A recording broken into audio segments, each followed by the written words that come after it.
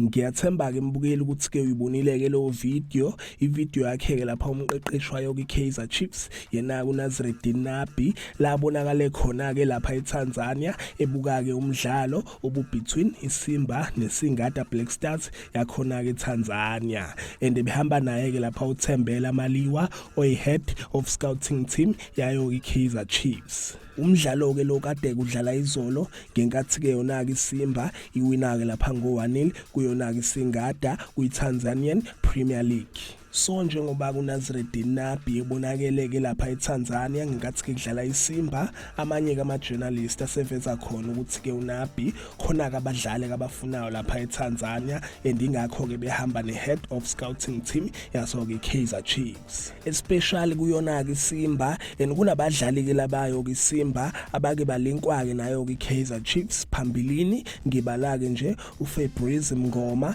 ngiphinde ke futhi ngibaleke noKibu Dennis. So injalo ke mbukeli, yizo ke lezi indaba ke trendayo, indaba ke isematheni ezithinta wona kaMakhosi. Ivideo yakhe ke lapha uNazreddin Nabi ebonakala ke lapha eTanzania ngenkathi ke kudlala yona iSimba SC.